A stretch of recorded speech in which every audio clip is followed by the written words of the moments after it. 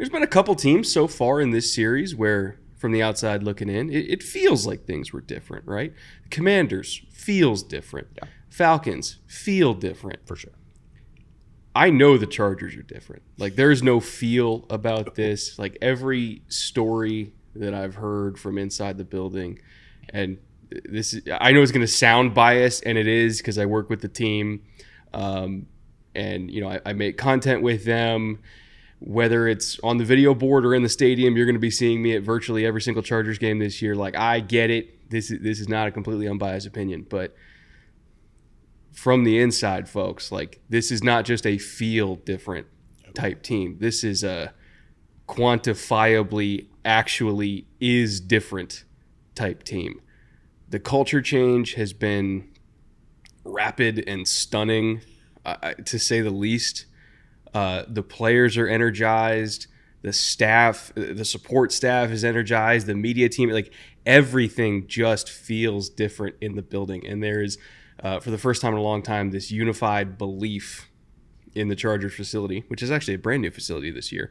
I don't know if they've opened it up by the time this airs, but tomorrow. Oh, is tomorrow the official reveal? It's literally tomorrow, because we asked whether or not we could record, and they're like, we're moving in the day before. And we were like, maybe not. Maybe then. next year. Maybe next year. But everybody in that brand spanking new facility has a unified belief that it's a new organization. From top to bottom, it's just been a really, really stunning, I don't want to say overnight change, but damn near overnight change. Jim Harbaugh has done a phenomenal job so far. His assistants have done a phenomenal job so far. Like, the culture shift in the Chargers might be the most dramatic culture shift that any team in the entire NFL has gone through so far in one offseason. I'm not saying it's going to translate to double-digit wins immediately, but the reason why Jim Harbaugh has won everywhere he's gone is because of his ability to build culture and hire good assistants and get players to buy in.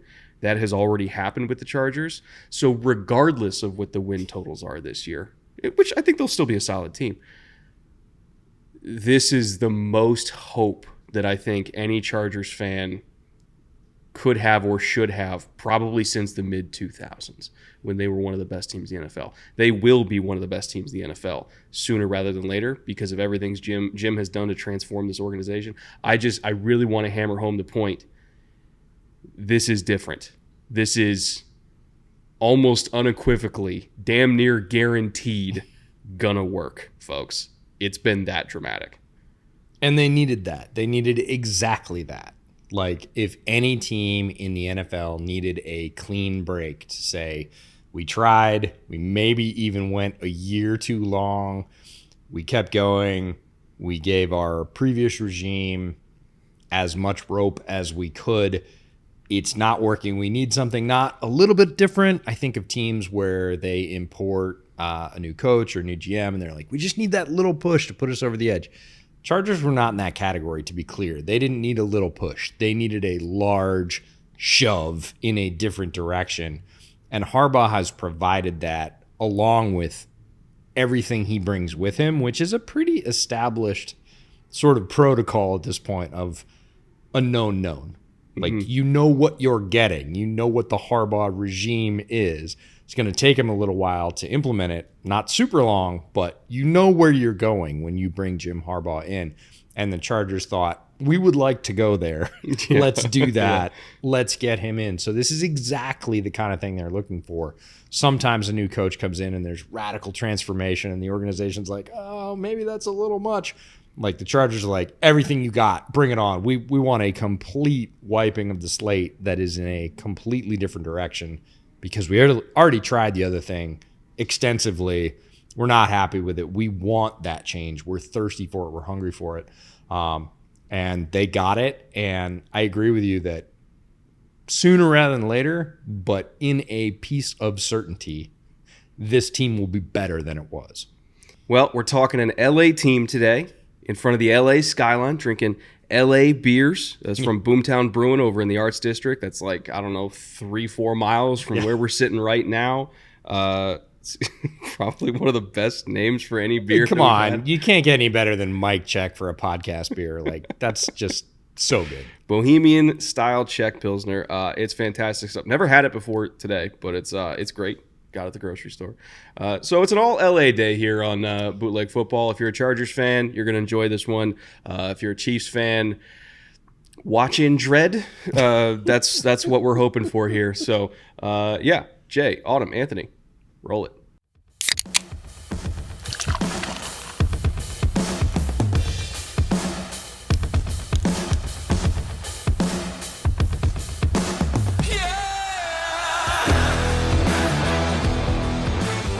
Welcome back to the Bootleg Football Podcast. I'm Brett. That's EJ. Talking Chargers today. We promise we will keep the 2023 talk to a minimum because so much of this episode should be focused on what has happened since the end of the season. Obviously, we have to address stuff that went wrong a little bit, but most of that's going to be water under the bridge. I would say most of this episode is going to be more positive and more exciting for the future, but we do kind of have to explain where this team was coming from in order to fully appreciate where we think they're going to go. Yeah, we have to set the stage as to why this sweeping sort of sea change happened. 2023 results for the Chargers. Overall record, 5-12, well below what everybody in the organization expected. Rank in the division was 4th. Home record, 2-7. Road record, 3-5. Last 5 games, and this is the nail in the coffin, 0-5. Like, they absolutely slid to the finish, and everybody, I think, at that point said, okay, it's over, we're done. Everybody was hurt. Everybody was done. Everybody knew, like, that was it. That was right. Last station, right? Yeah. We have everybody tried. Get out. We have run it out. The string is completely unfurled. We're done.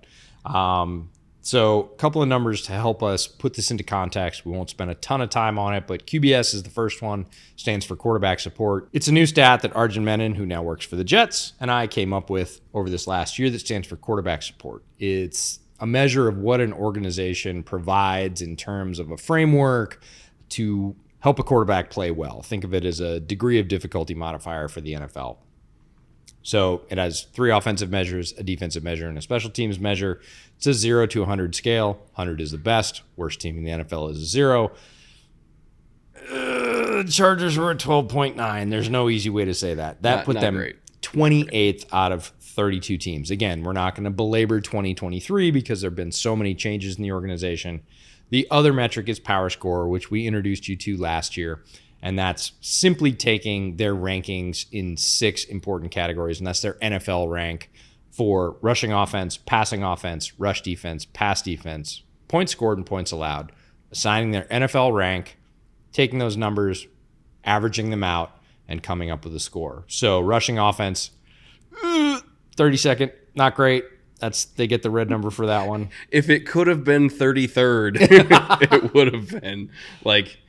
Yeah, it was not great. And there was a lot of reasons for it. You know, Eckler got hurt, and then once Eckler got back, they played literally 75% of the top quartile of run defenses in the entire league back to back. Like, they took injuries in the offensive line.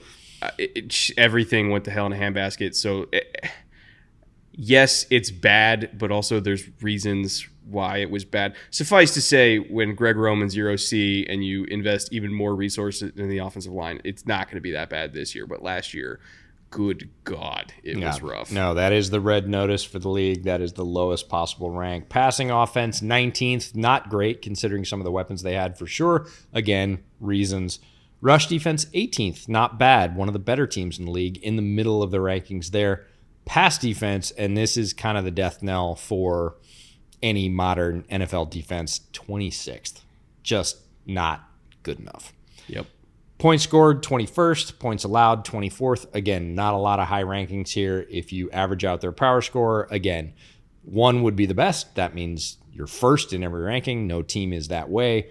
Chargers power score was 23.3. That placed them 28th overall, which is in exact line with their QBS score. So QBS you can think of as setting the table. How should we have done? Power score you can think of as how did we do?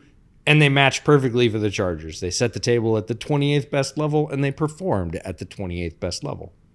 So if you're watching Chargers games last year and you're like, God, like I know they're talented, but this just looks like a bad football team.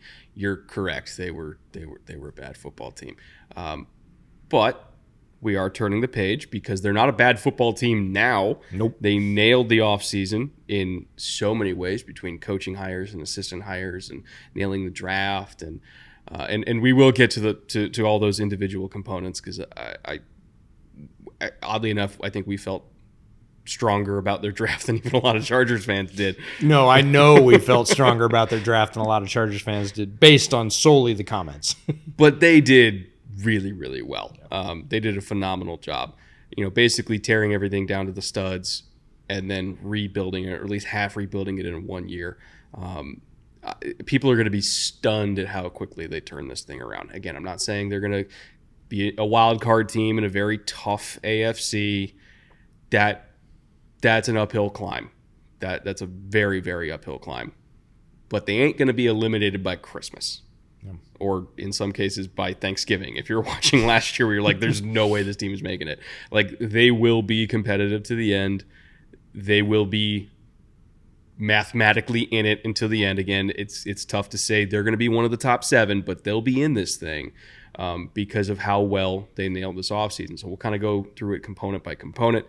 Before we get into their coaching hires, by the way, and talking about the probably pretty sweeping systemic changes we're in to see this year, I do want to thank our friends over at Underdog for making this series possible in the first place. Paying for us to kind of do this home and home, where I went up to Washington, out on Anderson Island for the first couple weeks. EJ's now down here in LA to wrap this thing up. We're going to the Elite 11 this week. We're going out to O-Line Masterminds in a few weeks out of the Cowboys facility in Frisco. And all this costs money. We wouldn't be able to do all this content without the support that Underdog has given and without the support that you guys have given Underdog to encourage them to support and fund the show. So thank you to everybody who's already signed up to play on Underdog. Whether you're doing best ball drafts, whether you're doing season-long pick'ems, whether you're doing baseball pick'ems, or you were doing hockey or basketball, or really anything like golf, like whatever you're doing on Underdog. If you're playing along while you watch sports, and you use promo code BOOTLEG, and you get the benefits, the up to $250 in bonus cash. You get the Pick'em special in the lobby. If you guys have supported our sponsors, who then support us, that means the world to us. So thank you if you've already done that. If you are interested in doing it, you can check out Underdog at the link in the description below or at the QR code on the screen. Again, promo code BOOTLEG. You'll get a bunch of bonuses on deposit. But whatever you decide to do, just you watching this is also a great way to support us, boosting in the algorithm and all that. So now that we're at the halfway point of this thing, thank you guys for making it a huge, huge success. We really would not be able to do this without each and every one of you. Yeah, it's a tremendous amount of content, requires a tremendous amount of support. I did take advantage of the fact I'm in California. Did a bunch of pick'em specials over there at your bar. EJ wasted no time. He got here. I saw him like 10:30 at night, and he's like, I got DeAndre Swift at like 750 yards. I was like, buddy, we got to go to bed. No, we don't. I can't do this at home.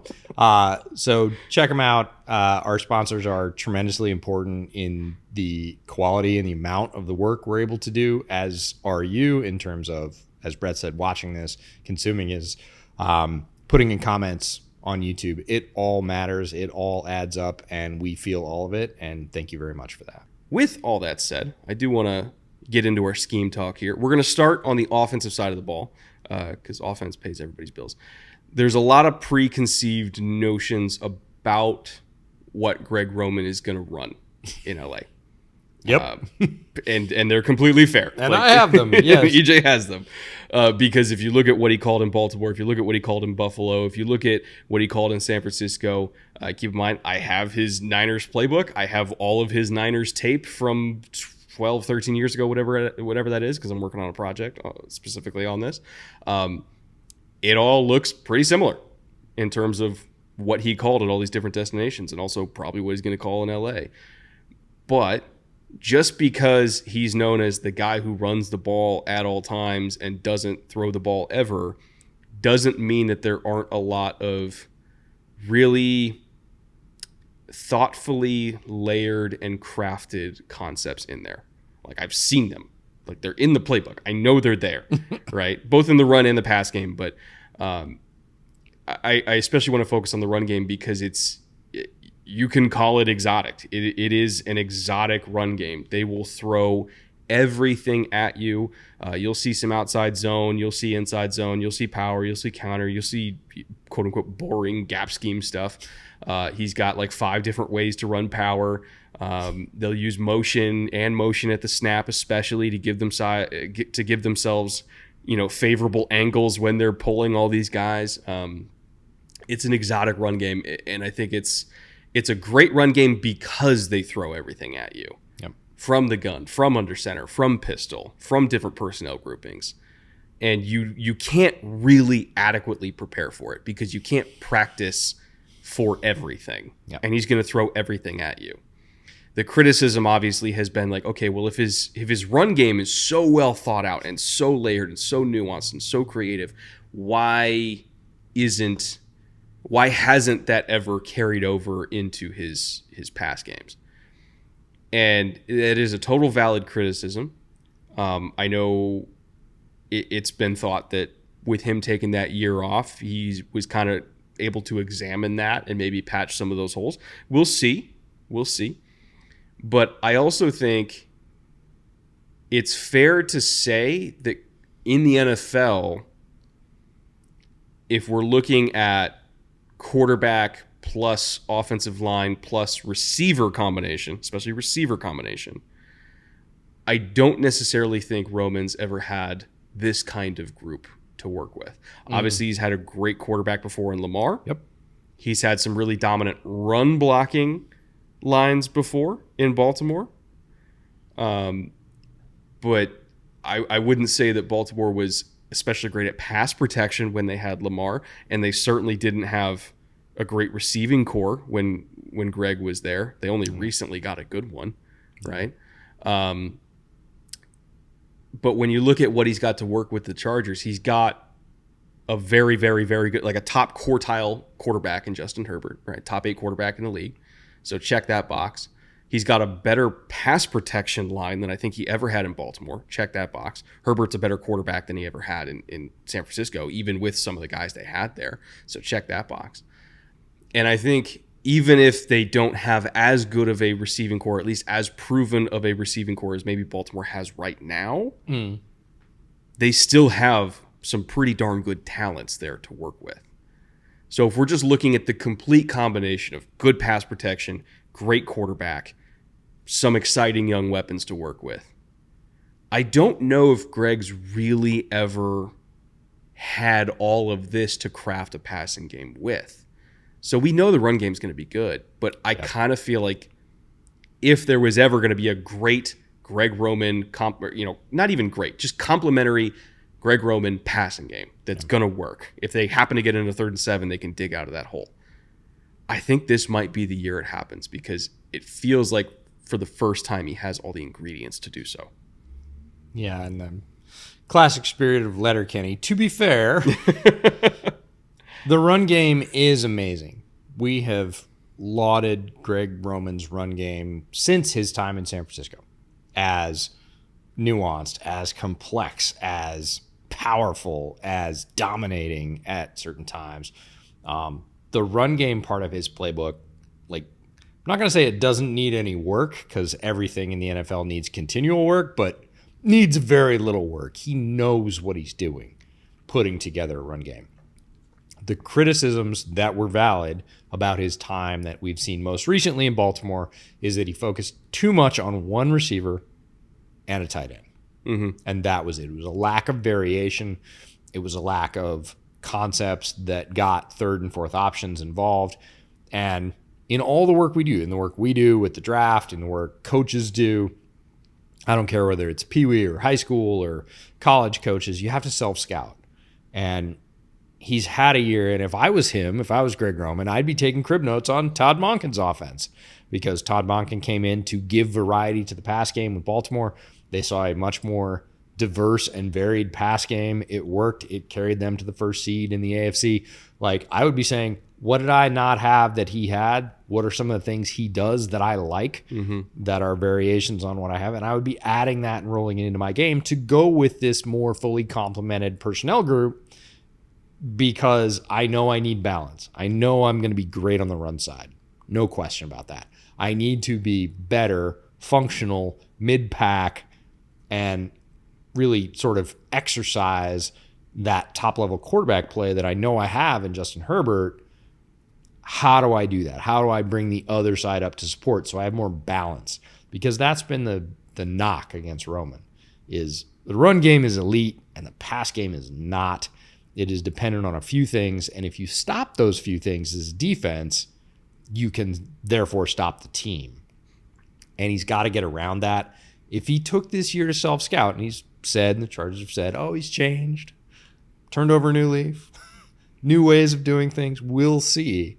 But that's what I would have been doing if I was Greg Roman and I wanted to get back in the league, was looking at pass games around the league and saying, how do I diversify so they can't tee off against my run game? And if I am forced into those third and long situations where I need to pass, they can't just shut down one receiver or the tight end if he's the healthy guy, and then I'm done. So if that diversity and variety has worked his way into his game, like, look out, because the personnel package is better. We know the defense is going to be strong, solid in ways that it hasn't been necessarily, especially over the coming years as Harbaugh is able to build that roster out the way he wants to with athletes. So that's kind of the mission number one for Greg Roman. And if he achieves that, that's probably the unlock for the offense. And as you said, offense pays the bills. And I do think, maybe part of the reason why he focused so much on just the one receiver they, whether it was Rashad Bateman or, Mark Andrews or whatever. Hollywood or whoever. I almost kind of feel like the one reason why he always had the one guy they locked into is because maybe they only had one guy. Sometimes it might just be a personnel thing. And Baltimore, they tried for a long time to build a good receiving core and just couldn't. Every year they were looking for that number two, and it never quite worked out for them. And it does become that chicken or egg argument, whose fault is that? Is that because Roman's not calling it or because they don't have personnel to pay it off? You don't know. But with the Chargers, a lot of that is automatically off the board. Like you said, the personnel grouping is ostensibly better from the get-go. Yeah, or at least better than maybe some of the teams that Roman's had to work with in the past.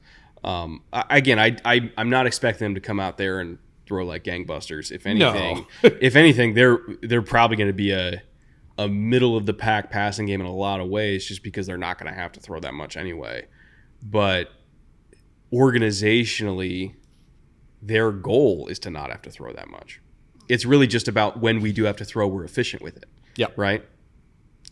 Roman's never had a high volume, or has never called a high volume passing offense. But the problem was if you have a low volume passing offense, that means your margin for error is also very low. If you're only throwing 22 times in a game, you better fucking hit it. Yeah. And in a lot of those years they weren't, right? So it's still probably going to be the same thing in LA, 22, 25 throws a game. But I think the goal is to be just more efficient on those throws. And I'm talking more efficient in terms of how you create space for your guys to get open, helping them get open through scheme, obviously giving Justin answers so that if Ladd is bracketed, he can still get to Palmer, whoever, maybe QJ improves and becomes the QJ that they thought they were drafting. Whatever it is, helping Justin get from 1 to 2 to 3 is going to go a long way to making those throws more efficient. I will say, on the topic of can an old dog learn new tricks, a couple of years ago, or even 1 year ago, we sat here, talking about Mike McCarthy. Yep. When he took over play calling duties, ironically also from Kellen Moore, and we're like, I don't know about this one, man. This is a guy who is not modern whatsoever in his approach. He doesn't use motion. He runs a very static, predictable offense. I don't know. And then you look at the Cowboys, and they were one of the top teams in terms of motion usage, especially motion at the snap. We're like, son of a bitch.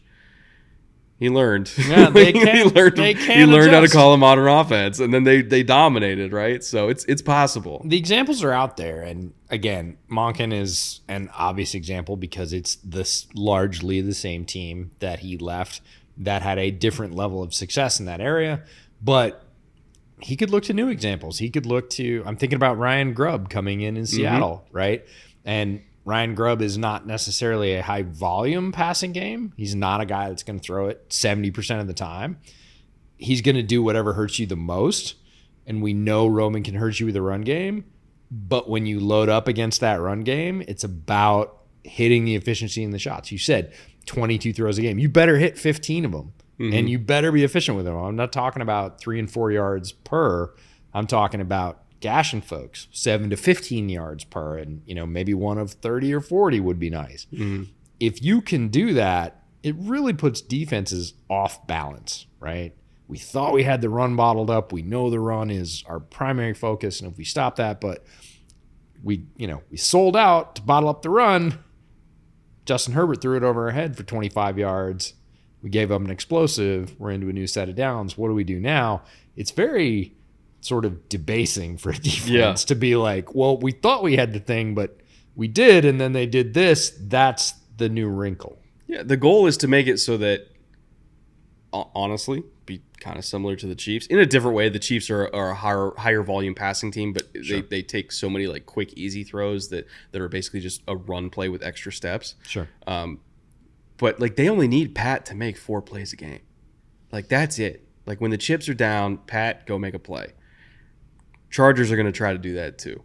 Chips are down 4 times a game, like once a quarter. Justin is 3rd and 8, bail us out. That's all we need. And then, Gus Bus and everybody else can take over from there. But like if we screw up, you're the guy who's the fixer. That's why they pay him $50 whatever million a year, is to be the fixer 4 times a game. Works for the Chiefs. Probably work for the Chargers too, because you got that kind of guy. So I really do think it's going to work. I think the criticisms are valid and the concerns are valid. Yep. But it's just, I don't know. Just talking to people in the building and seeing the vibes around the building, it does feel like, that old dog learned some new tricks. And I feel like if not this season, soon. Very soon. Like this year again, you can't do a complete, tear down to the foundation, ground up rebuild in one season in the NFL. Like the resources aren't typically there. The Chargers roster, I think, and we'll talk about a lot of the roster building they've done, was not as good as everybody thought it was. It was a bit of an illusion. So they're going to do and have done, I think, as much as they can in the first year. But it's really in that year, too, for everything coming due. More roster help, more adjustments about, hey, we're back in the NFL. Things are a little bit different. What did we learn? They're going to be better this year, but like year 2 is the one to put the target on. And I think that's a good transition to the defensive side of the ball, because that was the side of the ball that I think kind of fooled us the most on roster quality. It's a good way to put it. And again, like not to be overly negative, but the drop off at corner was significant.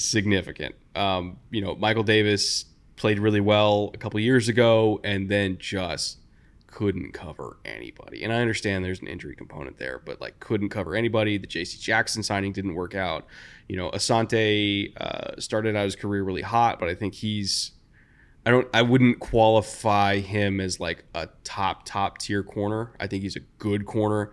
I think he's a very solid starting corner, especially when compared to a lot of guys in the league. But he's not in the sauce like conversation. He's not in that upper echelon like top 10 to 12. Jalen Johnson. Like he was tipping. He was sort of trending towards difference maker early in his career, and we thought all the signs are there that if this continues, again, progression's not linear, he's going to be in that group. And then even if he didn't drop off a ton, he plateaued and didn't continue that rise.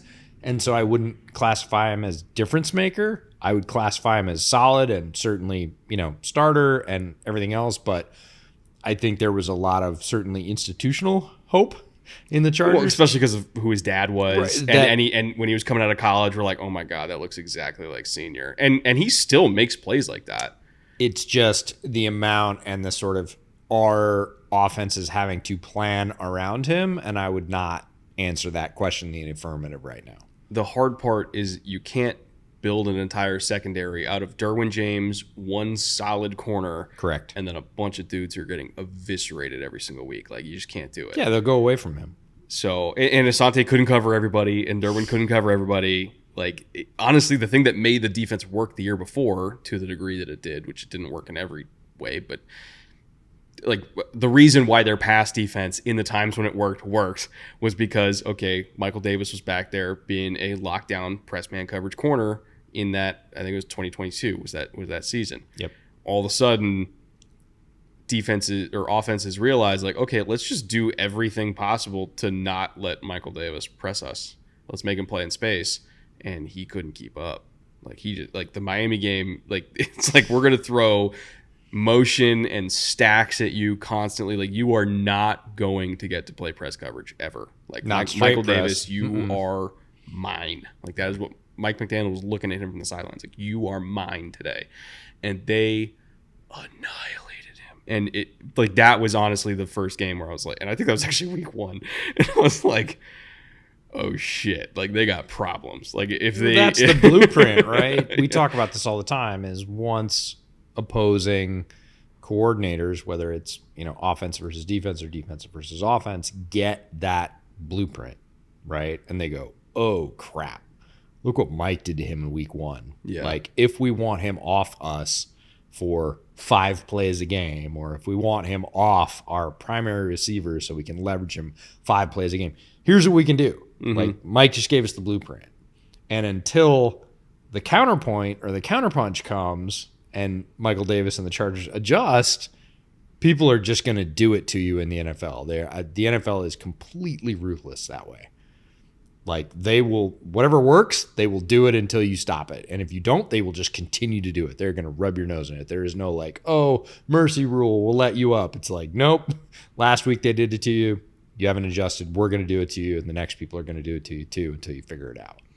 It was tough, man. And again, I know we said we weren't going to stick too much of the negative stuff, but that sets the table for Jesse Minter, right? The roster was not in good shape defensively when he got here. They went to work. Him and Ortiz went to work. And again, they're not done. But from what I know Jesse is going to run this year, which is a absolute metric shit ton of fire zone, and knowing the fronts that he's going to be in, knowing how he likes to game plan for stopping the run, which is also just calling a metric shit ton of fire zone. Like, I'm telling you right now, folks, they're going to be like top 5 in blitz rate. They absolutely are. Yeah. But looking at that play style and kind of visualizing in my head, okay, what kind of players does he need to do this? Right. And then looking at the roster as it is presently constructed, yeah, no, this works. Yeah. Again, they're not all the way done, but like, you're looking at Morgan Fox, Puna Ford, and then Otito Abonia coming off an injury as their front 3. That's 100% going to work. Like, Morgan Fox is the quintessential like 4-eye/5 technique that this style of defense has always had. He's still it. You got Joey and Khalil as your edge rushers. That's absolutely going to work. You got Denzel Perryman, the human Coke machine, 100%. You got Junior Colson, who I adored coming out of Michigan and already knows this system, by the way. That's absolutely going to work because I've seen it work. I've seen him run this defense. Yep. And then in the secondary, you still got Asante. Again, solid corner. But he needed more around him because he's not that echelon of corner that can basically just take away one side of the field and give yourself a mathematical advantage. He's not what we would call or classify an island corner. He's not an island corner, and that's okay. Like, not a lot of people are. Not a lot of people. That's why they're rare. That's why they're paid a lot. But you still got Asante there. You got Christian Fulton, Jasir Taylor, and then 2 absolute ass kickers that they just picked up in the draft, and Cam Hart and Tarheeb Still. that are ultra physical, because again, we're looking for physicality here. And then of course, Derwin and Alohi, and Akeem Dent, who I think is going to make the roster. We'll get to him when we talk about the UDFAs. Fair enough. But you're looking at that secondary with that linebacking core and that defensive line, and I can immediately see how it all translates to Jesse Minter's play style, which is aggressive. How do we stop the pass? Blitz. How do we stop the run? Blitz. Everybody's in the backfield at all times.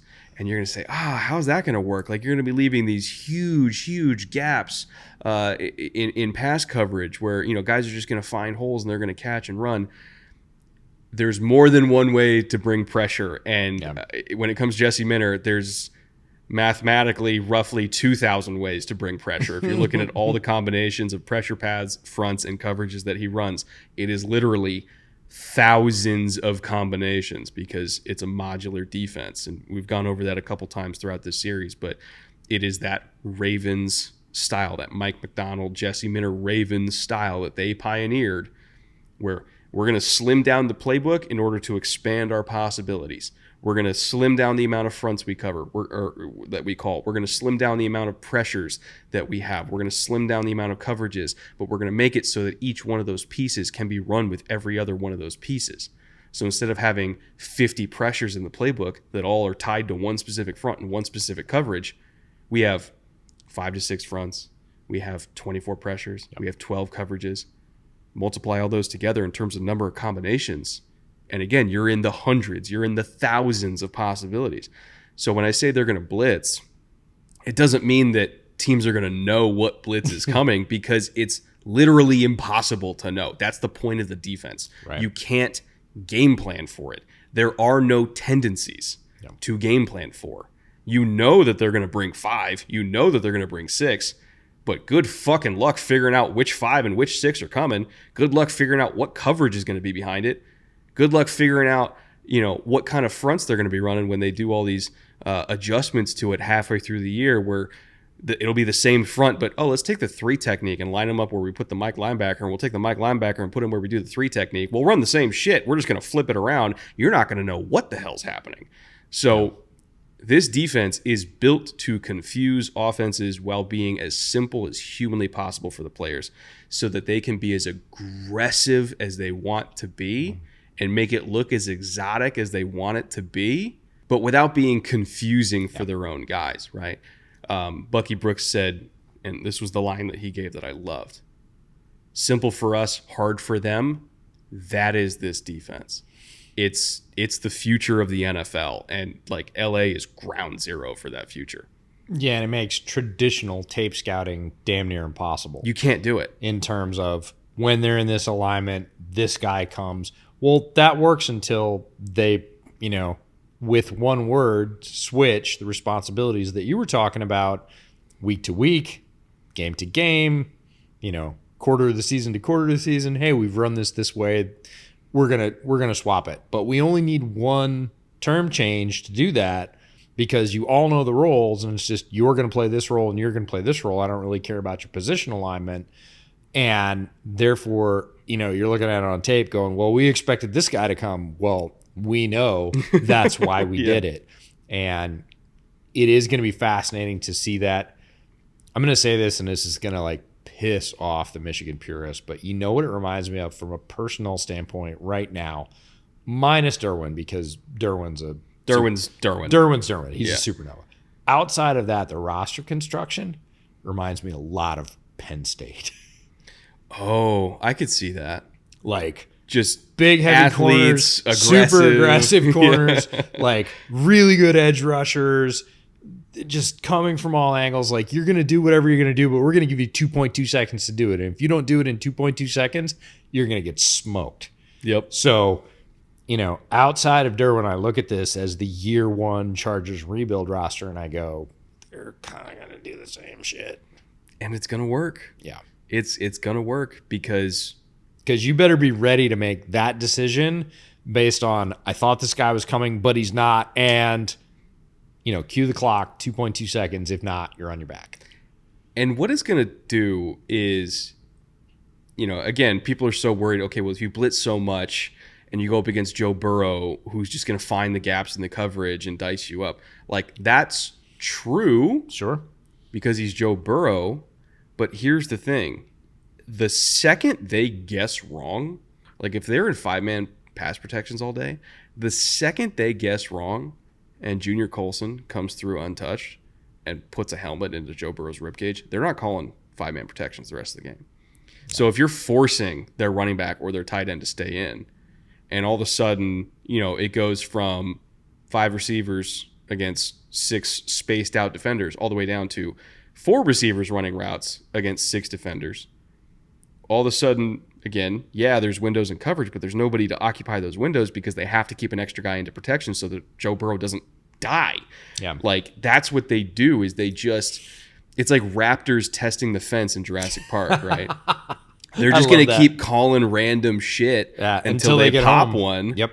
And then you're going to be like, I got to repair the fence. I'm not just going to leave the hole there because I don't want to die. And I love that analogy because it is based on that aggression and it is defense for, I feel like, the first time in a long time dictating to modern NFL offense. And it's been the other way. Mm-hmm. And this is feel free, but you're going to roll your roll. We're going to roll our roll. If it doesn't match up, we're going to kill your quarterback. So you're paying that guy $50 million. Like, play as you will. Let's go.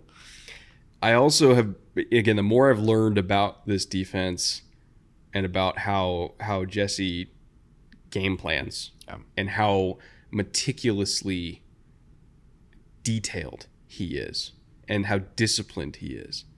I was watching a clinic that he did last summer, like specifically about how he game plans. And after watching that clinic, my first reaction was, yeah, Michigan didn't stomp everybody because of sign stealing. They stomped everybody because that dude's a fucking genius. Yeah.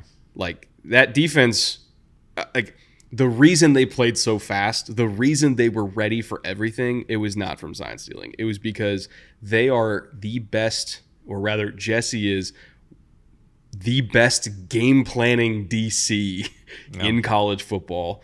And other than a very short list of names in the NFL, Mike McDonald included, another former Michigan DC, there are very few guys that I think could craft a better game plan that is specifically designed to stop a certain offense on a week-to-week basis than Jesse Minter. That dude is brilliant. He's going to be a head coach in the NFL. He's not going to be the Chargers DC for long. Like, that guy is a genius, and he's very good at what he does. When they call these blitzes, like, it's not throwing shit at the wall. Like, they call them for a very specific reason.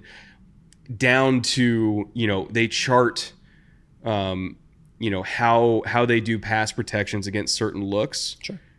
In every single down and distance. I'm talking like at a granular level down to, okay, I'm gonna go on a little bit of a tangent here. When a Coleman rabbit hole? Me a tangent? No. When he looks at his first down calls, specifically for blitzes, right? Because they'll blitz their way into being a sound run defense. Just throw more bodies at the problem, right? But it's not just blindly throwing bodies at it. Like, they will break down their first down calls into different categories of, okay, is this a sudden change opportunity? What part of the field are we on? Is this a first play of quarter or first play of half? Because there are different tendencies for OCs based on those situations, even within just neutral 1st and 10s. Like, not every 1st and 10 is built the same, right? So he's gonna develop a call sheet just for those situations. We get into 2nd down, he breaks it down into short yardage, medium yardage, long yardage, and then extra long yardage. Again, based on hash, based on field position. He's looking at what's their run pass split within those within that run split. How are they running the ball? What are they doing when the Y is on versus the Y is off? How often is the Y on versus the Y off? What's their RPOs look like? What's their play action game look like if they have a successful first down run? Like, how does that affect their run and pass rates, right? And he has all these calls built in situationally from down to down based on distance and dare I say, momentum of and the everything offense, else. right? Yeah. Then you get to the third down, and it's even more. Like he even has it charted to a granular level where his red zone is not 20 yards. His red zone is 22 yards, because when he was charting it, and he was like the red zone guy when he was with the Ravens, he was in charge of like their red zone stuff. When he was charting offenses, he noticed that they started calling their red zone plays at the 22 and not the 20. So he would then build their red zone package starting at the 2022 or the 22 yard line. Correct. That is how detail oriented he is, right? So when I say he's calling all these blitzes, every blitz that he calls out of this modular system, where no matter what front we're in, we can call any pressure, he's calling those pressures based on how he is charting these offenses for the exact situation and down and distance they're in. It's not throwing shit at the wall. No. Everything is meticulously game planned, to the point where sign stealing would take longer than just him looking at the sheet and saying, okay, it's 2nd and 7. They just got a turnover. We got, a stop for 3 yards on first down. They're probably going to try to pay off this turnover with a shot. Okay, what's my favorite? Him just looking at his sheet of his own charting is going to be faster than them looking at 4 dudes on the sidelines doing fucking wax on, wax off. Like, that's why they beat everybody, because they're really good at game planning. And now that guy is game planning for the Chargers. You best believe he's going to have Andy Reid in hell for these 2 weeks. Like, that battle between Jesse Minter and Andy Reid, that's must-see TV to me, because you've got legendary offensive genius versus a guy who I think very quickly will be seen as one of the better DCs in the NFL. Like, period. Flat out. And everything we've said, the sort of TLDR version of that, or too long didn't watch version of that, is everything that we've said about Mike Macdonald. We've said a lot about Mike Macdonald on this podcast, and rightfully so. We're going to say more in the coming weeks as we do the NFC West. You could say about Jesse Minter as well. Like, Mike and Jesse are like this in terms of the way they approach it. And so a lot of the success, a lot of the implementation, a lot of the ideas, the concepts, they're not just like close, they're the same. Mm-hmm. Like, they think about this the same way, they see the game the same way, they approach it and attack it the same way. So everything we said about Mike Macdonald and how awesome that Ravens defense was last year, that's Jesse Minter. He's not some rando college DC coming in trying to figure out the league. He's basically like sim braining with Mike Macdonald, and yes, he has to adjust to bigger, faster athletes everywhere on a week-to-week basis, as all folks do that jump from college to the pros. But in terms of everything else you just covered, like, he's at or ahead of the game. So there will be adjustments, but best believe they're going to be quick and they're going to be effective. Well, that was was a lot longer of a scheme section than we normally have. But again, this is a team that I think warranted that big of a deep dive, just because of how different everything's going to be. But there's a lot of other coaches we also got to talk about. So, EJ, I give you the floor. Take us through this brand shiny new front office and coaching staff. Yeah, and it starts not only with the coaches, but the GM as well, Joe Ortiz, which is somebody our buddy Daniel Jeremiah worked with way back in his Ravens scouting days.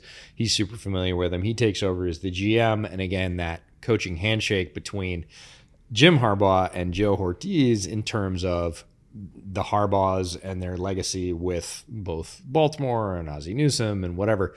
This is family business, for lack of a better term. Greg Roman, we've spent a ton of time talking about. Jesse Minter, we just spent a complete rabbit hole sort of going into the direct action that he's going to bring towards the league that folks might not be familiar with or might not assume is coming, because, again, he came from a college background. It's a bit more than that. Ryan Ficken, the special teams coordinator. In terms of offense, notable coaches, this is a term that's spread across the NFL like wildfire: senior offensive assistant or senior defensive assistant. In this case, it's offense, and it's Mark Trestman. Now, Chicago fans. I can't wait to see what you say about this. I've been waiting all day for this. For Chicago fans, hold tight. The whole reason that Mark Trestman got hired in the first place when he was the Chicago head coach is because that dude can coach offense. As a head coach in the NFL, the CFL, he's been very successful. In the NFL, it didn't work out well and it ended super poorly, and I understand that everybody's going to have that taste in their mouth. So Trestman's back in the NFL after another stop in the CFL. 26 years of NFL coaching experience, not total coaching experience. Former head coach of the Bears, we know that part. But people forget. Led that offense to the number 2 scoring rank in the NFL in his first year. What happened the year after that, EJ? Dumpster fire. Like complete and utter dumpster fire as a head coach. But in terms of offense, and again, what's his job with the Chargers? Senior offensive assistant. This is the guy that Harbaugh is going to deploy week to week to say, I have a problem I need you to solve. I have a set of plays I need you to create. I have a set of situations I need you to address specifically for this week. That's going to be Trestman's job. He is more than qualified to do that. So as a former PTSD Bears fan of Mark Trestman's reign, look at this in a fresh way. Guy has always coached offense. He has always been a great offensive coach, and that's all he's being asked to do. It's a solid ad. It's somebody for Harbaugh to lean on with a tremendous amount, quarter century worth of experience in the NFL alone. Marcus Brady is the pass game coordinator. 15 years of pro coaching experience with the last 7 years at the NFL level. Comes from Philadelphia, where he was the senior offensive consultant. I love this. Means we're just making up titles now, man. You're going to do whatever we want you to do. We don't want to have to pigeonhole you, so we're just going to give you that title. Began his career in the CFL as well, where he coached on and won 3 Grey Cups. Was a QB in college at Cal State Northridge. I wonder what year. It's just because anytime I'm Southern Californian, obviously, anytime you say the word Northridge, we always flash back to, okay, the but when was he there, though? Yeah. Like, was he there for that part of Northridge's history? I don't know. Okay, trivia question. Huh? Mascot. For Cal State Northridge? Oh, God. Northridge, not Fullerton. I know you know Fullerton. I should know this, actually. Well, again, because I'm Cal State Fullerton, I've been to many a baseball game against Northridge. Correct. I truly can't remember. The Matadors. Oh, yeah. Which is hilarious because USD, just to the south of us, is the Toreros, which is Spanish for Matador. Anyways, Mike Devlin. These are fun facts with EJ. Indeed. Mike Devlin, the offensive line coach, almost 30 years of NFL offensive experience. Came from Baltimore, where he spent the last 2 years teaching their offensive line, helping to power them to the number 1 seed in the playoffs on defense. Rick Minter is the senior defensive analyst, so the vague title at the top of the org chart. Over 4 decades of coaching experience, 40 years. Also, by the way, for those of you wondering, yes, that is Jesse's father. Correct. Navarro Bowman is the linebackers coach. So played linebacker under Harbaugh in San Francisco. The Chargers linebackers are going to be different animals this year. 100%. Like, this is nothing against previous Chargers linebackers. Navarro Bowman's Navarro Bowman. Like, he's one of the best of his generation. Those guys are not going to be average, period. Mike Hiestand is a defensive assistant, which I find fascinating. A holdover from the previous staff. Always interesting to me when there's regime change and the new coaches say, guess what? You're staying. So 3rd season with the team, has been both an offensive and a defensive assistant for LA. And he is the son of longtime NFL coach Harry Hiestand, who was the offensive line coach at Notre Dame and for the Bears and everything else. Really interesting that he is currently a defensive assistant, well positioned to be any kind of coach he wants moving into the future. The theme of this being a family affair should be obvious by now to everybody, between Hiestand and, Bowman being a former player under Harbaugh and, kind of being in that family, so to speak, but like also literal familial connections, like Rick Minter being Jesse Minter's father, longtime coach who gave the Harbaughs, or at least one of the Harbaughs, his start in the first place. Yep. Like when Rick Minter took the Cincinnati job in the 80s, he retained his then at the time DC, which was a very young John Harbaugh.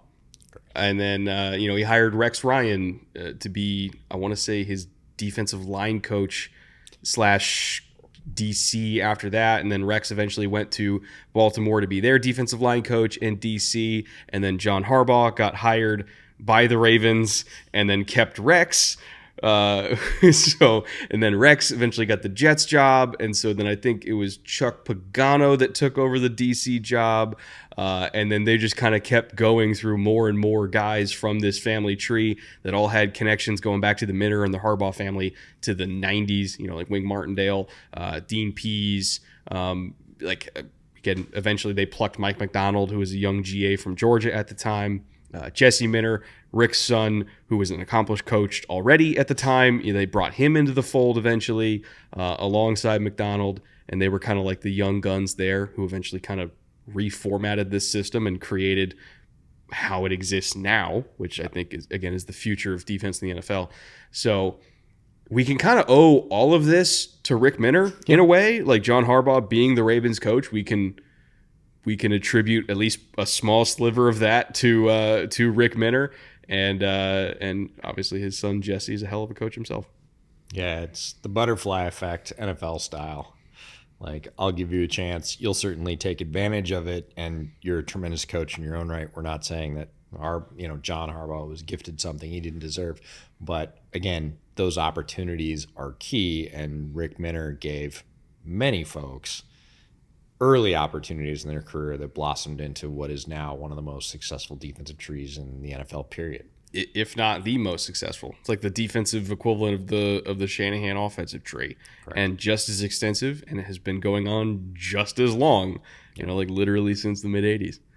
All right, well, with all that information that we just completely overloaded you with for the last hour or so, that brings us to one of our favorite topics, which is the Underdog Top 3. And we have a doozy for you today, because this segment's supposed to be focused on identifying fantasy values for every single team, because all of us here play fantasy, obviously. The Chargers are a very weird one, right? Because you got some teams that are just straight up undervalued, where their players are typically going way later than they probably should. Like, any number one receiver probably shouldn't be like wide receiver 50. Yep. We've seen a couple of those. And then there are teams like, say, the Eagles, where you're not getting any values at all because it's the Eagles and everybody's going to draft them early. The Chargers are in kind of this weird twilight zone. Yeah, nobody's quite sure what's going on. Nobody knows what to expect, right? So I couldn't just keep it to 3. I actually do have 4 for this one, just because it's such an oddly valued team in terms of where everybody's going with ADP right now. J.K. Dobbins is at running back 56, while Gus Edwards is at running back 35, which I know is surprising for a lot of people. A lot of people maybe thought it was going to be flipped around the other way. Nope, Gus Bus is going as like the top dog in that backfield. To be honest, I wouldn't be surprised if he is the top dog in that backfield. But again, just kind of shattering expectations, compared to when these guys were signed and we're like, oh, okay, yeah, JK is going to be given an opportunity. Oh, shit, here comes Gus Edwards. All right, well, he's RB1. Let's go. The funny thing is RB35, right? Because all the Chargers have been doing since pre-combine, like since Harbaugh signed, bang the drum. We are going to build the offensive line. We are going to run the ball down your throat. We are serious. This is what we mean. They go in, everybody's like, oh, they're going to pick a receiver. They're going to pick a receiver. We're like, they're not. At least not that early. No, not with the top pick. They're going to pick an offensive lineman. Folks, they're going to pick an offensive lineman. We told you beforehand. We told you during. We were not surprised. Like, this has been so consistent. In fact, I can't remember a team so solely focused on a single idea and saying it from so early on with no change and just being like, no, we mean it. I think it's because the fan base, and for good reason, was very focused on the receivers at the top. And I think Chargers brass was, I don't want to say trying to like soften the blow, because you could argue Joe Alt, as far as pure grade, Joe Alt was a better player than any of the receivers anyway. Sure. But I think they were just trying to prepare the fan base of like, we know you want a receiver, but there's this 6'8", 320-pound freak in nature that we like even more. So like, just get ready, folks. And they were basically saying that for 4 months and got ignored until it actually happened. Yeah, and we get in and, Gus Bus is RB35. That means he's outside the top running backs for every team. Yeah. That would be RB32. Again, you have a team that has invested in the offensive line, has hired an offensive coordinator that is known for pushing the run game, picked up a running back in free agency that he is entirely familiar with. Like, this is a team telling you what they're going to do.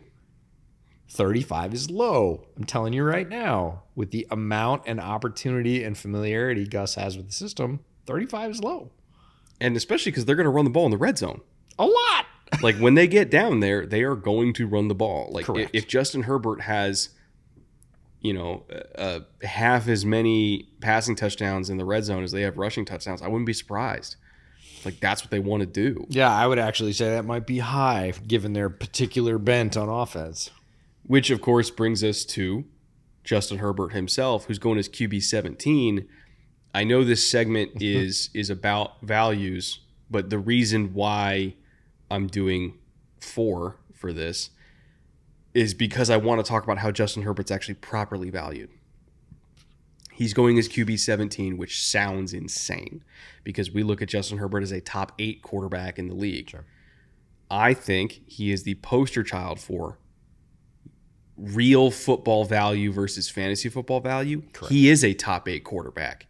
But I'll tell you what, QB 17, as far as like what the numbers he's going to put up are, is probably about accurate. Like, if you're looking at who's going ahead of him right now, it's quarterbacks that are on teams that are going to throw the ball a lot more, give more red zone passing opportunities. And again, I think what the Chargers are doing are going to lead to more wins. But if we're just talking about fantasy value, the reason I want to bring up Herbert is not because I think you should draft him higher than QB 17. It's because I don't want you to get tricked into just seeing the name and associating that with like, oh, here's one of the, again, top 25% of quarterbacks on planet Earth. I should take him now. No, you shouldn't. Like, they're not going to throw that much. And he's going to be better because of it in real football terms, not in fantasy terms. Like, I would not take him as a QB1 just because of what this offense is going to be. No, 100%. And it's a very important distinction between quote unquote real football and fantasy football. If you have a quarterback, especially a rookie quarterback, on a losing team who is behind often, they're going to chuck it up. Yeah. Fourth quarter, they're going to get a lot of opportunities. Terry McLaurin's down there somewhere, baby. Like, that's what it's going to be. They're going to have a lot of yards, not necessarily as many touchdowns, but they're going to have a lot of yards. You can call them garbage yards. You can call them fantasy yards. You can call them whatever you want, but they're going to have them. If you're only throwing the ball by design 22 times a game, you're not going to be a top fantasy quarterback unless you also rush for damn near 1,000 yards. Justin Herbert, under ideal conditions, is not going to rush for half of that. And they're not going to run Justin like Lamar was run under. And that was honestly what, I don't want to say propped up, but it was a significant chunk of Lamar's fantasy value as a quarterback is because, okay, yeah, they didn't throw as much as other teams, but like, he was their short yardage back. For sure. Anytime it was 3rd and 2, like, we're calling bash counter with Lamar. Like, that was how they moved the ball in high leverage situations where they wanted to run the ball. It was with Lamar. Not to mention all the scrambling and stuff like that, too, that he could do on broken plays. Justin is a great mover. He is a phenomenal athlete, but they're not going to run him like that. So, like, I don't know. I don't see how this translates to him being a QB1 in pretty much any fantasy format. Doesn't mean he's not an elite quarterback. He is. And they're going to win more games because of, oddly enough, not making him have to do everything. All the time. But if we're just talking about stats, QB 17's pretty close. Probably about right. Yeah. In terms of, who's going to catch the ball from him, because, again, he's still going to get some yardage. Sure. There still are skill position players that you can invest in. It's kind of interesting to see how depressed the value for some of the pass catchers are, because I think a lot of people, again, expect them to run so much. But I almost think they went overboard on receivers and tight ends. You have Will Dissly, top pass catching tight end on this team in a system that historically kind of does like to give the ball to tight ends. He's going his TE 45. Yeah, if we're talking about one value from this whole section, That's the one. Like Disley's the one. If we're just purely talking about value and the difference between their ranking and where we think they're going to finish, like Disley has the biggest gap, Easily. the biggest positive gap. Very talented pass catching tight end. Again, in a system that likes to feature a top pass catching tight end. Like it's opportunity meets player meets profile meets fantasy value. That's the one. Ladd McConkey at wide receiver 40. I go back and forth on this one because he's a rookie. We know what that means. Like that sort of handicap has decreased over the past few years. Pass catchers come in. They're more ready right off the bat. I understand that. But like Ladd McConkey's a guy that caught like 30 balls at Georgia last year. Like volume has not been his thing. It's not an ability question, but we talk about same thing with Herbert. Like how often is he going to get a chance to catch that ball? Like if they're only throwing 22 balls a game, and we've talked about they're going to send some of those to Disley, they're going to send some of those to Palmer and other receivers. Like he's going to have what, 5 chances a game, 7? Again, it depends on how much they throw, which if it was up to them wouldn't be that much, because that means they're winning, right? Yep. The reason why I think he might exceed wide receiver 40 is because all of these receivers probably are not going to get as many chances as some receivers from other teams. But if I had to guess which one will pay off those chances at a higher rate, I think it'll be Ladd McConkey, because he's not just a slot guy like how people profile. Like he played mostly outside at Georgia. He's got legit deep speed. He's a great route runner. He's got great yards after catch ability. I think he's a more complete receiver now than Quentin is, but I think he's got more juice than Palmer does. I think it's very possible he leads them in catches, which, maybe that's 70. Yeah, not a ton. But I still think, like, I don't know, a receiver that leads his team in catches is probably a better value than wide receiver 40. Now, do I think he's going to be wide receiver 25? No. But if I was going to throw a dart at one of these guys, it's probably him. That's the sort of fantasy challenge with the Chargers wide receiver core in general, is we know there's some catches to go around. We don't know where they're going to be concentrated. It's a new regime. It's a new offense. Maybe they seem fairly honest in terms of what they're telling folks about what they're going to do. They seem fairly honest in the fact that they are very high on Ladd McConkey, that they drafted him for a reason. They're going to put some effort in focusing the offense his way. Those are all good things for fantasy. We'll see. I think the fact that he's wide receiver 40 means that even if you're just taking a bet on it, it's not that big of an investment, because he's not going till late anyway. So, right. Like, if you're going to strike out on a guy, at least strike out on somebody who's going that late. And has potential. For sure. So, again, it's a weird team. It's a very weird team because... Yeah, when we're talking about Will Disley as the primary value for a team, it's odd. That's it. I mean, I guess we could say Gus. Possibly. But, yeah, I don't know. It's an odd team. I would say take Gus Edwards and then take Will Disley really late, and then, let the chips fall where they may. Yeah. If you want to take a flyer on Ladd because you loved him or you're a Georgia fan or whatever, go for it.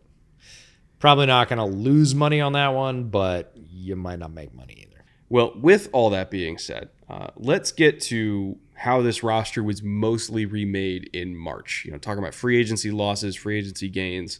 Obviously with any new regime coming in, there's going to be a large amount of roster turnover. The Chargers were definitely one of those teams, especially because they were kind of up against it in terms of the cap going into free agency. So they had to get rid of a lot of guys. And, tough decisions had to be made. I don't want to say I would have absolutely done it differently than they did, because I understand why they did what they did. But I will say I was kind of surprised that it went down the way it did. I know that sounds very vague. I'll let you kind of walk us through it. But I just want to preface this by saying this was not how I thought March was going to go. Yeah, there's always going to be a bit of a bloodletting when a new GM coach combo takes over a team. They have a vision for how they want their roster spots, which are precious in the NFL, especially compared to college, to be spent. And to be fair, there's a lot of names. To be fair. There's a lot of names on this list. We'll put them all up on screen. We're going to talk about the highlights of that list, guys that have played for the Chargers for a while or played a significant role. I'm going to start with Josh O'Kelly, the running back. Only 33.9% of the snaps, but was the RB2 pretty consistently, RB1 occasionally during injury. Worth noting that he's moved on. Essang Bassey, the cornerback, I have to note because he's one of my biggest misses as a draft guy. I was not an Essang Bassey guy. We saw him in person during the draft process, and I was like, I don't think so. He has sustained in the NFL in a way, moved from multiple teams, had meaningful roles on those teams. Credit to Essang Bassey. I was wrong. You're right. You're an NFL player. He's moving on from the Chargers as well. That's a compliment. You're an NFL player. Dude, he's making money well past when I thought he would be. That's the fair. top league on the planet. That's impressive. It's like, congratulations to saying you exist. You exist in the NFL is a very rare existence. Keenan Allen, obviously the big one, moving to the Bears in trade, 67% of the snaps, longtime Charger, leader with a lot of their receiving yards as well. Big shift, big change for them. Gerald Everett at tight end as well, almost 50% of the snaps. He too goes to the Bears. Austin Johnson, the interior defensive lineman, goes to the Bills, 55% of their snaps. That's a lot for an interior defensive lineman, especially the role that Austin Johnson was playing. Michael Davis, the corner we talked about, ends up on the Commanders. Played a lot for them last year. You can argue his effectiveness or not, but it is a big shift. Austin Eckler, face of the franchise. I mean, honestly, at least one of them. If you go around the stadium, you go around SoFi on, Chargers game days, you're going to see Austin Eckler as, you would have seen Austin Eckler as a representation of, one of the top three sort of most famous Chargers. No longer. He ends up signing with the Commanders. He has come out publicly and said he's pretty happy with that over the past couple of weeks. Eric Kendricks moves on, goes to the Cowboys to play with Mike Zimmer.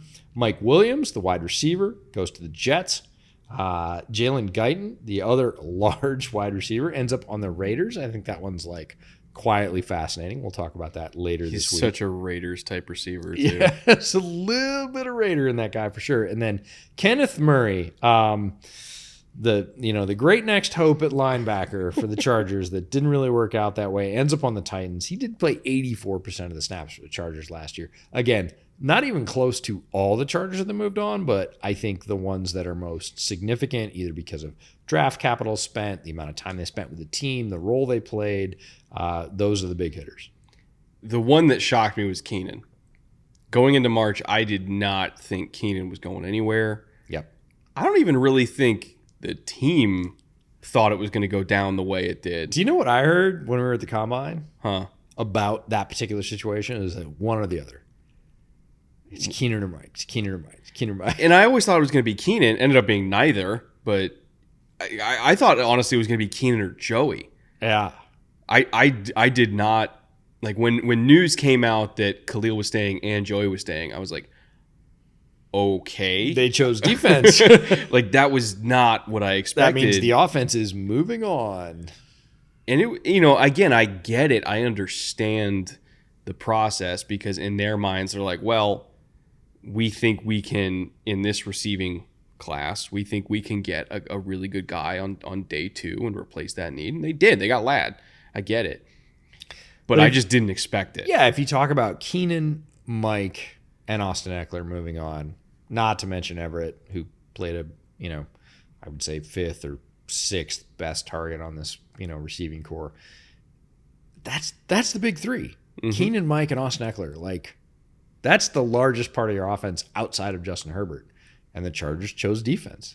I do want to hear from Chargers fans, by the way. What was your initial reaction to that's not a saga. The chain of events. All this change. It just gestures at everything. So many things have changed in such a short period of time.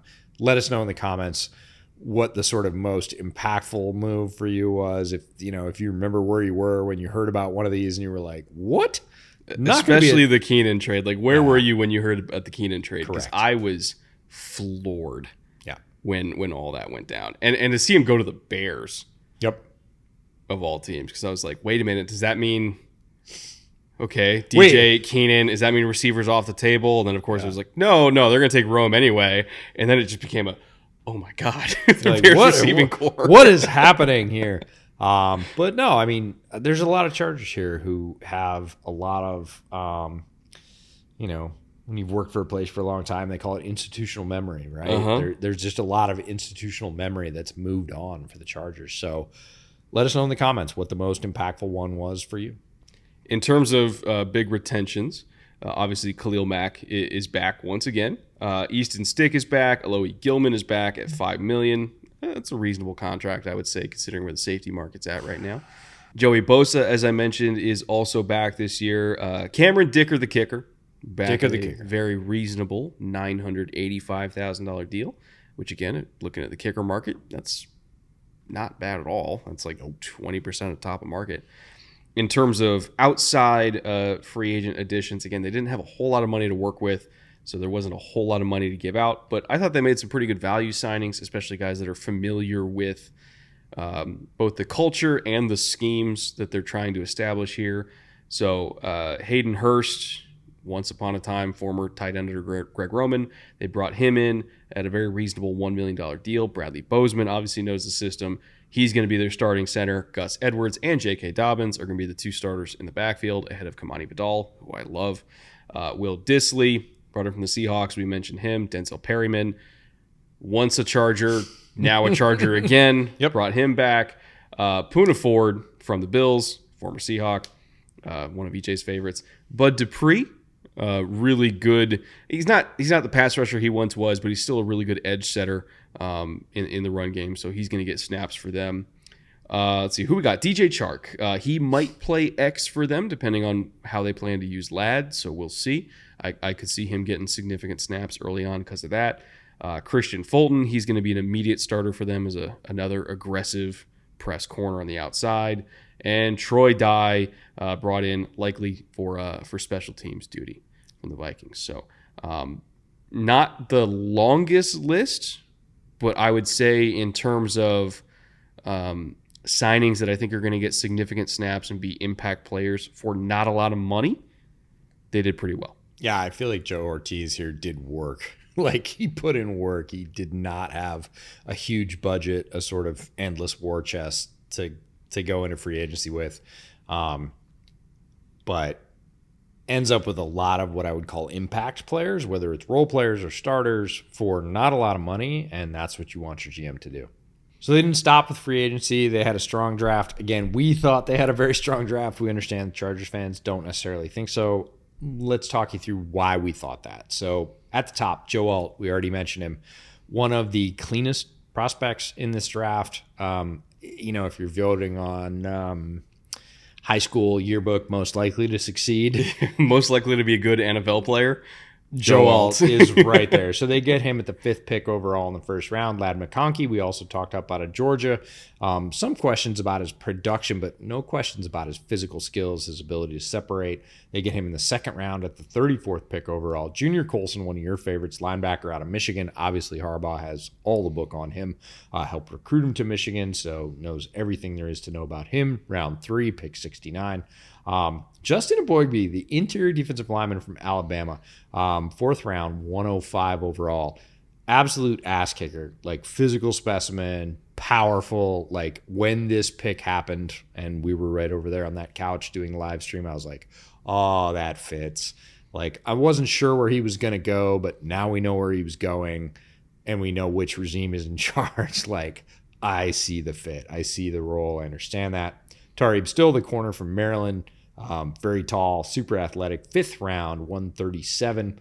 Cam Hart, the cornerback from Notre Dame, I actually thought he would go earlier than this. He goes in the 5th round at 140. Again, tall, long, physical press corner out of Notre Dame. Has a lot of attributes, that Chargers fans are familiar with in terms of big, long, physical press corners. They're going to use him in that way as a real lever on one side of their defense to say, you're not going that way. Kamani Vidal, one of both of our favorites, the running back out of Troy, 6th round, 181 overall, is going to be almost a perfect understudy to both J.K. Dobbins and Gus. Oh, absolutely. Like hand in glove fit. Like to sit there and learn Roman's offense with those two guys who both have experience in front of him. Extremely explosive, very fun player to watch on tape. If you haven't and you're a Chargers fan, give yourself a treat. Go watch a little Troy tape. Brennan Rice, somebody we saw at the Pro Day right down the road here at USC, famously son of Jerry Rice, the larger of the two wide receivers from USC last year. Going to play an interesting role, and I think might displace one of their earlier high picks from last year. I wouldn't be surprised by that. In fact, I wouldn't be surprised if both Brendan Rice and Cornelius Johnson, their other 7th round receiver, I wouldn't be surprised if they both made it because they're both talented. I mean, Cornelius is really, really talented. Yeah.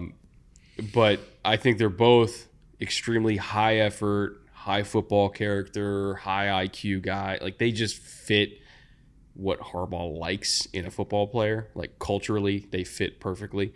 We talked to Cornelius at the Shrine Bowl. I was just blown away. Like he talks like a college professor. Yeah, he is incredibly polished, and we were both taken by that particular facet of who he is. And then we ended up talking to somebody and they were like, oh, his dad's an author. His dad's a very successful author. He's been on multiple book tours, and like Cornelius has seen this approach with media and the press since he was a child for the most part. And we were like, oh, that makes sense. Incredibly well-spoken, but also really the straw that stirred the drink for the deep Michigan passing game. Again, there wasn't a ton of that. And like Roman Wilson got a lot more of the press for timely catches and touchdowns and whatever else. But when they needed a chunk, it was Cornelius Johnson. So to be able to get a receiver that honestly reminded both of us of Nico Collins during his time at Michigan in the 7th for a coach from Michigan, tremendous value. And if you're betting on a late round pick from any team in the NFL to like make it and contribute, Cornelius Johnson's got as good a chance with the Chargers as anybody in the NFL. Yeah, he's a great kid, super talented. Like I think he's gonna make it, and then Brendan Rice too. Like it's so odd to look at 2 7th round receivers and say I think they're both gonna be on the 53. But like if I had to guess, they're both gonna be on the 53. There's a lot of opportunity there. In terms of undrafted free agents, I think there's a few more guys that I think could absolutely make this final 53. Zach Hines, the tight end of South Dakota State. EJ and I both loved him as this huge 6'7" wide tight end. It's an easy mover. Had the best hands on the team at South Dakota State per his teammates who we talked to. Yep. And I believe it. He made some crazy catches in Shrine Bowl practice. Look at Carson Barnhart, I don't want to say guard because he was everything at Michigan. He played literally all the spots at one point or another. So just versatile offensive lineman out of Michigan. I think he's got a good shot of making it. I want to highlight Savion Jackson, the edge out of NC State, who was listed at 6'2", 290.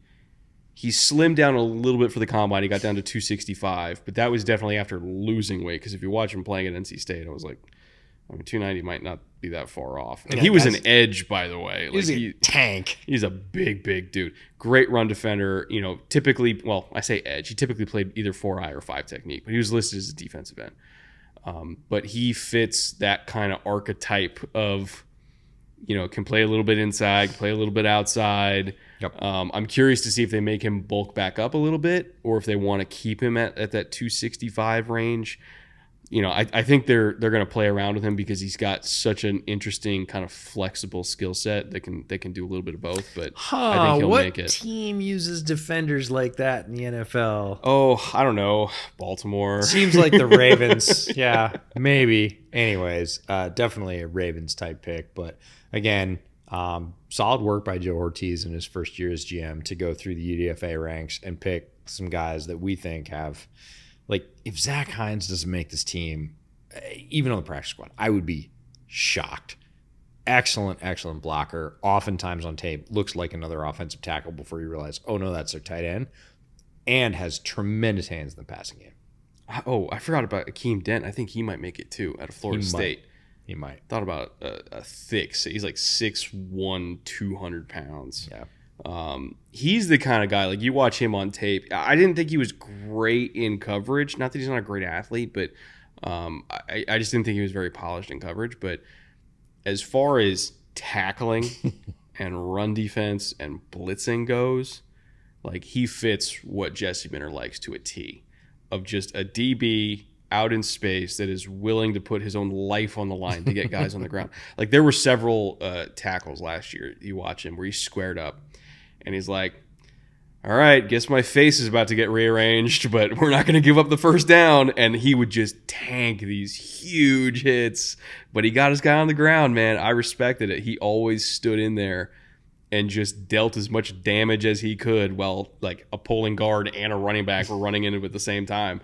But he's tough as shit, man. I think Akeem Dent might make it too, just because of how he plays. Yeah, it's mindset. I was just looking at a clip today, and it was Brandon Beane going back on Ray Davis, the running back from Kentucky. He said it always comes back to one play, and it was pass pro. Wasn't a reception, wasn't a long touchdown run, wasn't broken tackle, whatever else. He was like, there was this blitzing linebacker or safety. This is Brandon Beane's words, the GM of the Bills, and I don't remember which, but he's coming in on pass pro, and like Ray Davis just annihilates him, like completely stops him in his track. And again, Ray Davis gives up his body on that play. Like he gets the worst of it for sure, but the guy doesn't go anywhere, and the pass goes off without a hitch. Not a play you're going to see on highlights, not a play that's going to make SportsCenter, whatever else. But in terms of the mind of an NFL GM picking a mid-round running back, he was like, this guy's willing to sell out. Yeah. And Akeem Dent's the same way. That's how you make football teams as a UDFA, man. Yep. Got to be willing to sell out. All right, that brings us to our summary, where we have two questions that we answer. The first is, did this team get better? And we kind of answer that with either a thumbs up, a thumbs down, or a thumbs even. Are they better? Are they worse? Or are they roughly the same if we add up all the different additions and subtractions? This one's easy. It's thumbs up. Like, not just because of them nailing the draft, which they did. Like, they got a franchise tackle for the next X number of years. And I think Joe Alt's going to be one of the best tackles in the AFC, like, very, very quickly. They got a great linebacker. They got a great pass catcher in Ladd McConkey. They got special teamers. They got, low cost, high impact free agents. They kind of got themselves through the worst of their cap situation with as little damage as they possibly could take. They improved everywhere on the coaching staff. Like, how could you not say thumbs up for this team? No, I have to, and it's largely because of culture change more than anything else. We can talk about roster change and how that filters down, but it starts at the top with a GM-coach handshake that is very different than where the Chargers have been, and they needed very different, let's be clear, and they got it. And on that alone, if they'd had to gut the roster, I might have gone thumbs even, but they didn't. Again, they were able to, move on from some very established stars, fill that talent in other ways, and establish culture change very quickly. For me, that's a thumbs up. So for ceiling and floor, and again, this is ceiling in wins and floor in wins. I know I said earlier I don't expect them to be a playoff team, and I still don't. I still think they're probably going to end up somewhere in the middle of my ceiling and floor. But if everything goes crazy well, they don't take on a huge number of injuries. Greg Roman, his passing game is, let's just say, better than in previous years, but the run game still is the same. Justin Herbert's still great. The culture change that Harbaugh's brought, with him takes quickly, which I think it is. If everything goes well, I think they could be a 10-win team. Like, truly, I think they could be a 10-win team.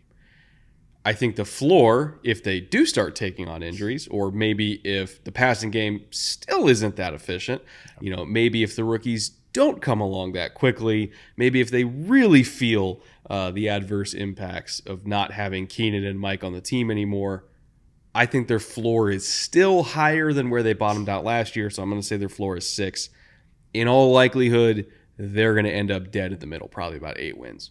But I do think that there's room to allow a plus or minus 2 games in there, depending on how quickly all this gels.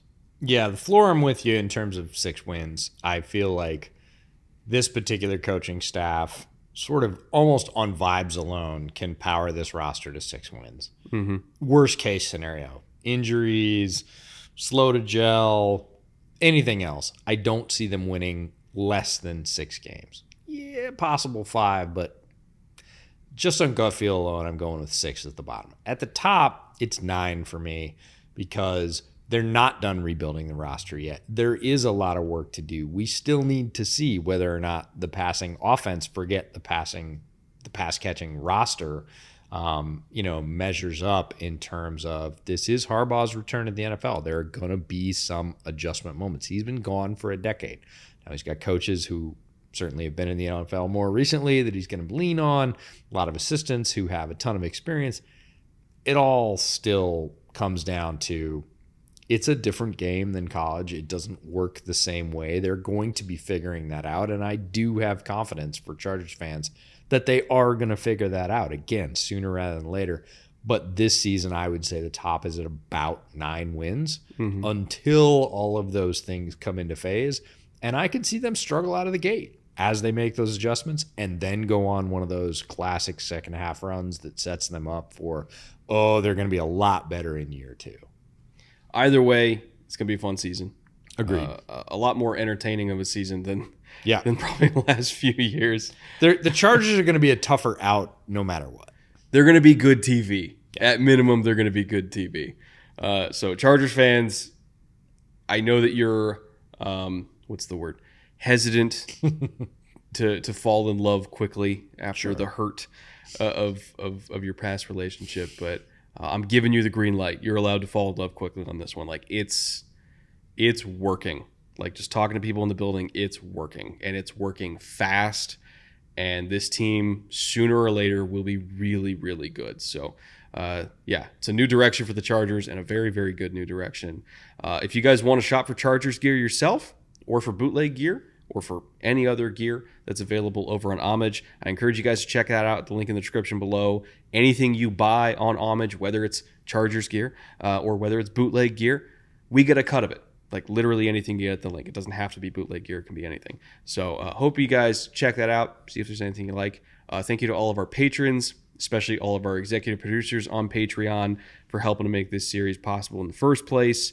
Thank you to Underdog. Thank you to all of our other sponsors that support this show and what we do here. I know it's a longer than normal episode, but if you're still here, we appreciate it. Feeding the algorithm and all that.